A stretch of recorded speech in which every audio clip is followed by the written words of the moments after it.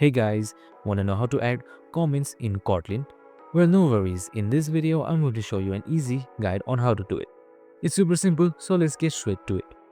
Now first up, I'm in my Kotlin playground right here. You can do it via the app or just the compiler as well. It's the same. So first up, hit towards play and then select playground. And once you're in the Kotlin playground, you can see this thing right here. Now right here, in order to add comments is super easy. Just select slash 2 times. Yes, just like this. Now once you've done that, your slash should appear green once the comment is enabled. You can type anything and it won't affect the code at all.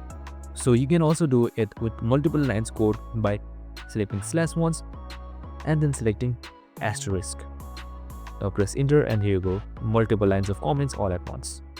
Now in order to close it, just simply select slash again and that's it. Super simple and easy. I hope this video helped. If it did, make sure to like, subscribe and tune in with us for more of these videos. See you in the next one.